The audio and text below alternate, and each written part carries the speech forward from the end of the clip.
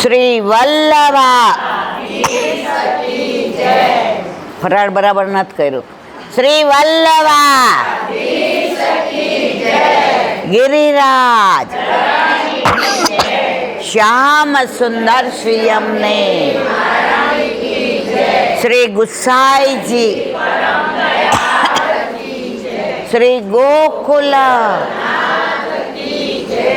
દાવ દયાળ કી શ્રી નવનીત પ્રિયા લાલ કી अपने माथे બિરાજતા સેવ્ય સ્વરૂપ કી બધાય વૈષ્ણવને જાજા કરીને નંદ ઉત્સવને ખૂબ ખૂબ બધાય, ખૂબ ખૂબ બધાય.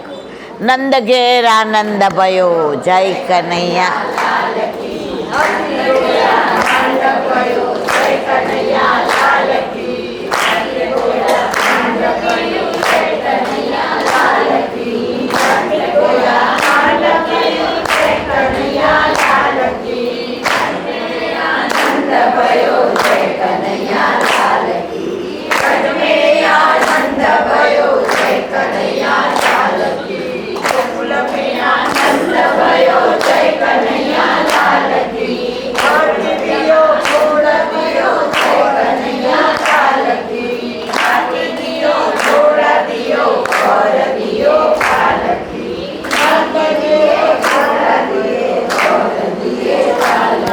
જો હજી તો હું કાંઈ બોલી હતી, હું તો ખાલી એટલું બોલી કે નંદ ઘેર,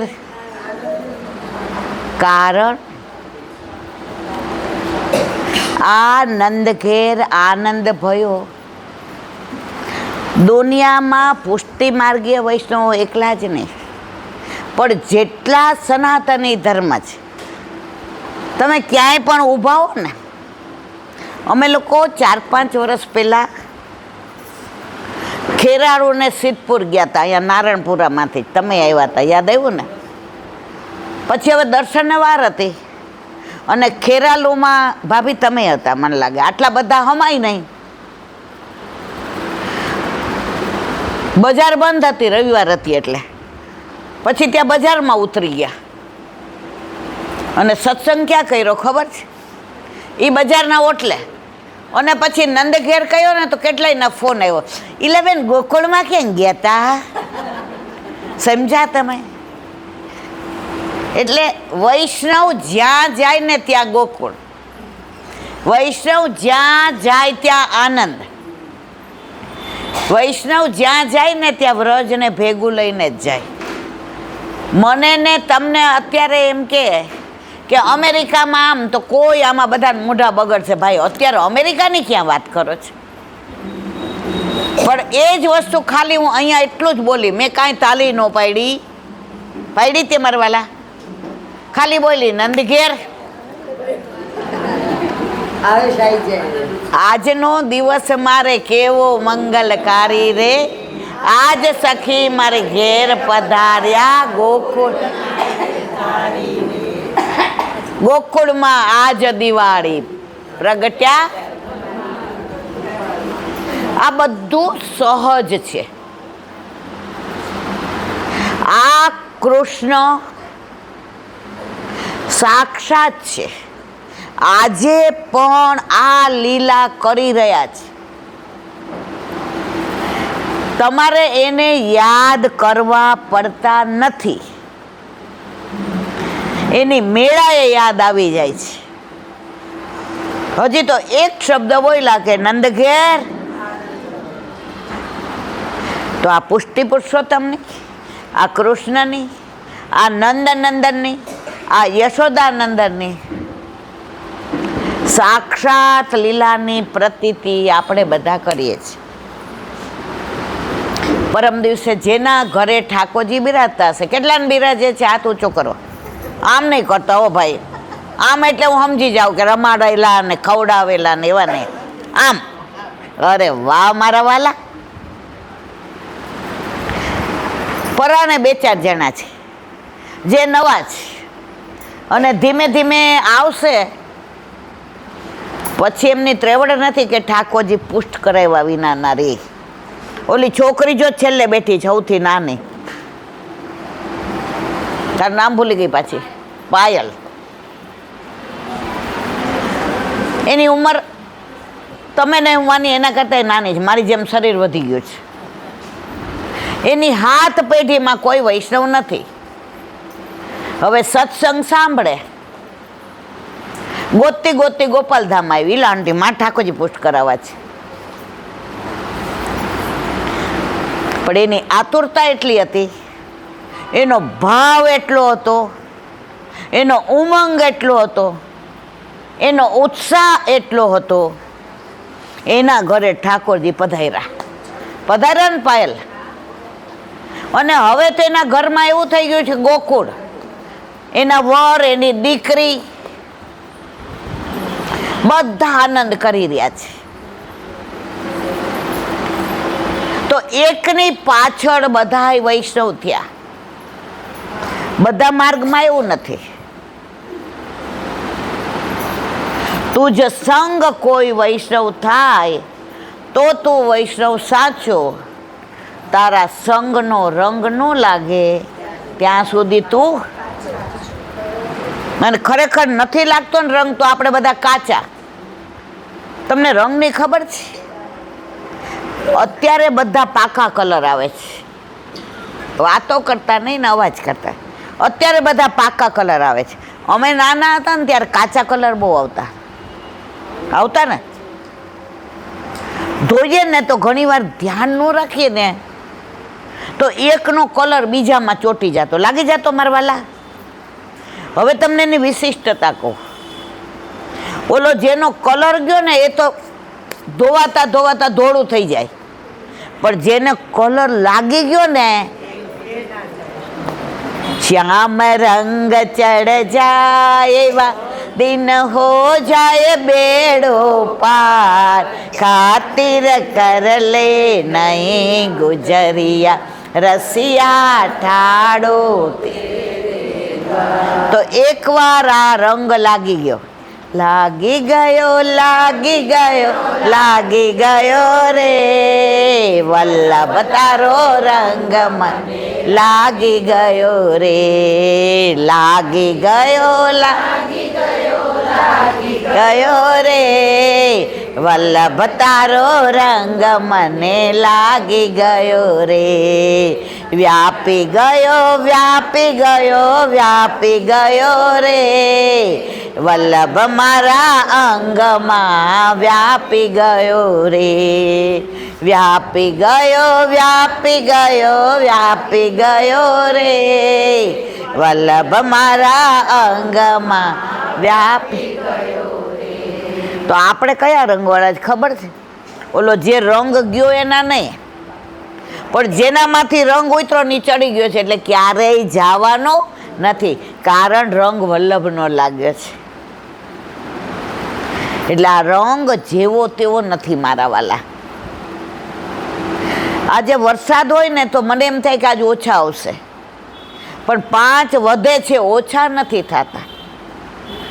એકવાર એટલી ગરમી, એટલે મંજુલાબેનને મેં કીધું આજે મને લાગતું નથી બહુ કોઈ આવે. મને કે એલા 2 આવે તો આપણે સત્સંગ કરવાનો. મેં કીધું હા. અહીંયા આવ્યા તો હોલ ભરાયેલો હતો. તડકો કોઈને નહોતો લાગતો, કારણ કે એ લોકોને તાપ હતા અહીંયા આવવાનો. એટલે આપને મળવાનો આનંદ હતો. અહીંયા આપણા બધાનું સૌથી વિશિષ્ટ આવવાનું કારણ આ વલ્લભનો સ્વામિનિધ્ય છે. આ વલ્લભનું સ્વરૂપ છે. તમે એકવાર એ સ્વરૂપમાં મોહાઈ જાઓ ને પછી 11 તમને યાદ ન કરવું પડે. આ બેન થલતે જ રહે છે, 2 બસ કરીને આવે ત્યારે અવાય, પણ તોય અચૂક આવે છે. કેમ? વલ્લભ. અમે વલ્લભના લાડીલા રાજ શ્રી કૃષ્ણ શરણમ મમ. અમે વલ્લભના માનીતા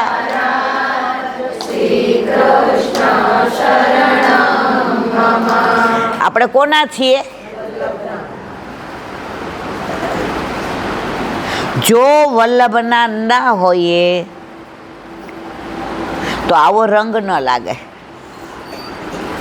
આજે ઘરમાં કે બહાર પ્રભુ ઘરમાં બિરાજતા હોય, લખ્યું છે કે તમારું ચિત્ત સેવામાં પ્રવણ થઈ જાય તો તમારી સેવા ફલિત.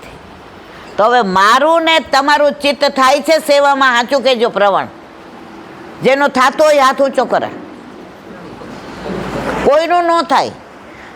સેવામાં એ બેઠા હોય ને ત્યારે તમે જોજો બીજી વિચાર આવે. તમને થાય છે બધાને એવું? અને કાં તમે શ્રી કૃષ્ણ શરણમની માળા કરો, 50 વર્ષ પહેલા કોકે કઈ કીધું હોય ને એ પાછું યાદ આવશે. અરે માળા બેટા, અરે માળા કોની કરીએ? શ્રી કૃષ્ણ શરણમની, કૃષ્ણ તવાસ્મીની, દાસોહમની, વાઘપતેયની, દમલાય નમની. પણ ચિત્ત ક્યાં ગયું?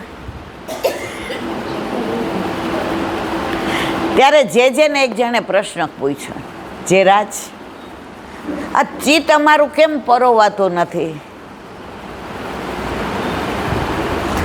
આમાંથી એક જણ એવું નહીં હોય જેનું સેવામાં 100% ચિત્ત રહેતું હશે. છે કોઈ એવું? મને કહો ને મારવાલા, તો હું એને દંડવત કરું. હું તો નથી જ. ત્યારે જે બહુ સરસ જવાબ આપ્યો. મારે તમે આપણે બધાને આનંદ થાય એવો જવાબ આપ્યો. શું કીધું? એ કે ચિત્ત પરોવાતું નથી. સાચી વાત છે. ચિત્ત ચકડોળે ચડે છે. સાચી વાત છે. ચિત્ત ભ્રમિત થાય છે. સાચી વાત છે. પણ છતાંય પ્રભુ તમારાથી પ્રસન્ન થાય છે. ઓલા કે કેવી રીતે? એક વાક્યમાં જવાબ આપ્યો. તમારા ઘરે તમારા માથે ઠાકોરજી બિરાજે તો તમારું ચિત્ત 100% પ્રવૃત્ત ભલે નથી થતું, પણ ચિત્ત આવજા તો કરે છે. કરે છે કે નહીં મારવાલા? હા ના તો કયો? હા.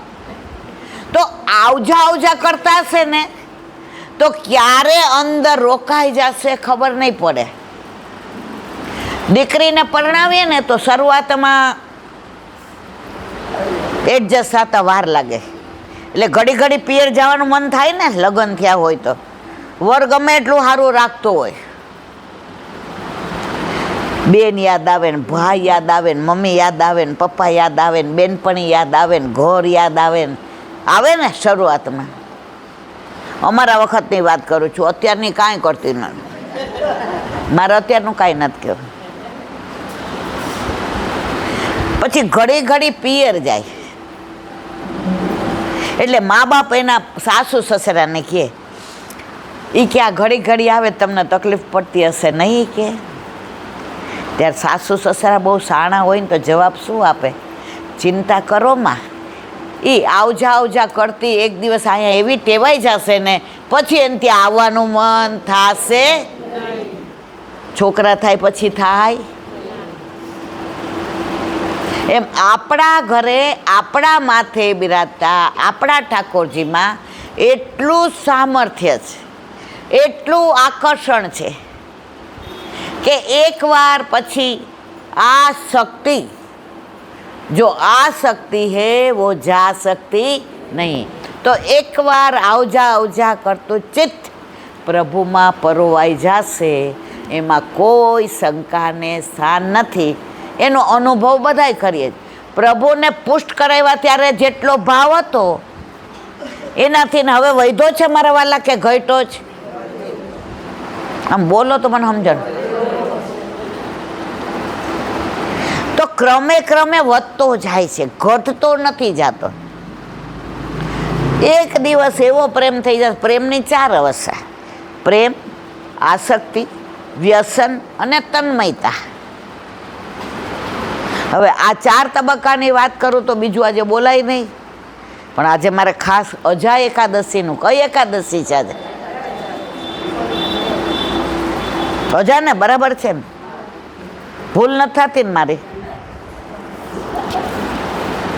તો આજે અજા એકાદશી,